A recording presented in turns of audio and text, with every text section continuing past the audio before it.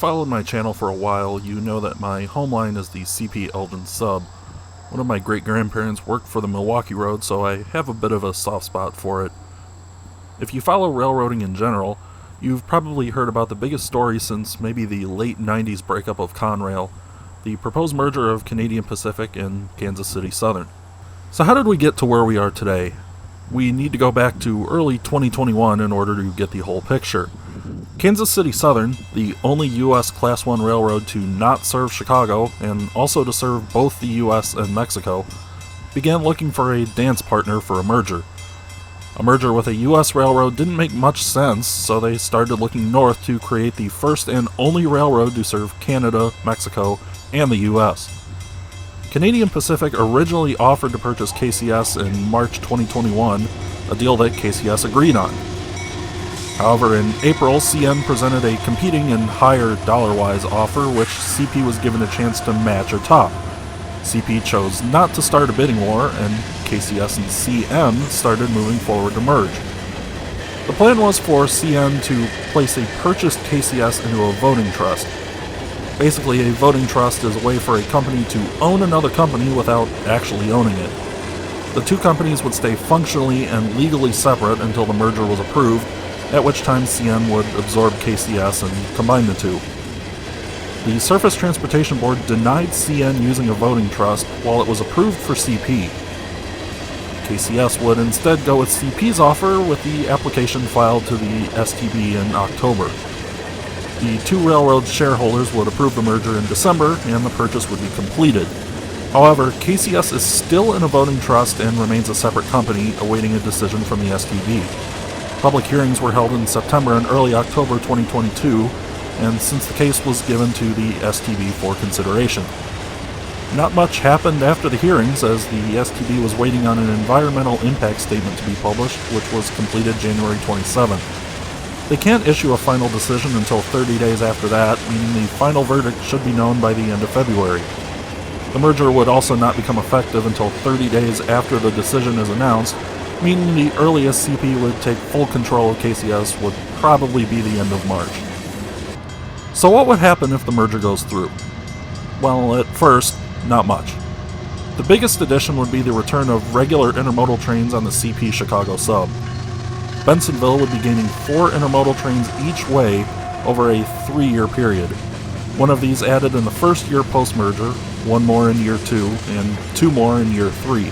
Existing train 140 and 141 would be converted to trains 170 and 171 running between Mexico and Toronto through Bensonville. The merger likely wouldn't have much of an effect on manifest and bulk load traffic. It also wouldn't add any additional trains on the CP CNM sub to Milwaukee. Traffic on the CP Chicago sub is projected to go from 2.9 trains per day as it is now to 11.1 per day. However, the merger is not without its opponents. One of the biggest of these is Canadian National, who has made it their goal to create as big a stink as possible since KCS chose CP over them. CN wants access to Kansas City and argues that they should get ownership of the KCS line to Springfield, Illinois and St. Louis, Missouri. KCS has constantly fought back on this. Other railroads have announced demands, mostly consisting of trackage rights. Metra actually wants to take over dispatching of the Milwaukee district as part of the deal, stating that CP dispatchers do not always prioritize Metra's trains and cause delays that will be exacerbated if there are more freight trains to deal with. It's unclear to me if they want control of just the Milwaukee West line or both, although it would make sense if they were going to take over for it to be both. Amtrak, on the other hand, has been in favor of the merger. Public opinion is largely against the merger due to a smear campaign waged on many media outlets in multiple markets. They tend to focus on the shock factor of traffic increasing by 300%, ignoring the fact those numbers aren't very high to begin with and are still lower than the 12 daily trains that ran between Chicago and Kansas City, according to the 1991 Sioux Line timetable. The mayors of all the towns along the CP Elgin sub have voiced their opposition, as have some U.S. representatives. My personal favorite was the guy that one TV station interviewed talking about how there'd be so much more horn noise, despite the fact the town he was from is a quiet zone and has been for a while. For a brief moment in time, let's go back to a similar opposition. Back in 2007, Canadian National had a problem. For years, they had run their trains via the Wisconsin Central X-Sioux line, using trackage rights over the CSX former Baltimore and Ohio Chicago Terminal Altenheim sub, then using the St. Charles Airline to reach the CN former Illinois Central Chicago sub at 16th Street. However, this routing was very prone to congestion and poor track conditions, and including an entire section of the Altenheim sub that had to be abandoned due to condemned bridges. CN wanted a way to bypass Chicago, and just so happened to find the Elgin, Joliet, and Eastern. It made a lot of sense as it connected to their already owned lines at either end and gave them another big yard in Joliet. However, the EJ&E ran through some extremely affluent places, namely Barrington, one of the richest areas in the state of Illinois. Barrington immediately screamed and whined over the merger, claiming it would cause horrific traffic and noise problems. The STB approved the deal in 2008 to be effective 2009. In response, attorneys for Barrington filed 2 motions, one to stay the decision, and one to review the decision in the Circuit Court of Appeals. They tried to claim that the STB used a flawed environmental review to allow the deal to happen. Well, how did that end up for them? Well, here's the CN manifest train running on the old EJ&E that should tell you all you need to know.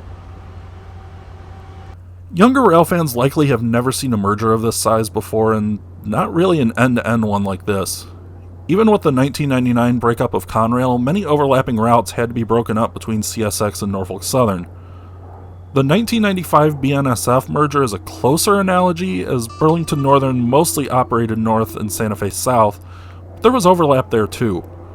Same with Southern Pacific and Union Pacific. So, what if the merger isn't approved? Well, there really isn't much precedent, but we can look back at one example.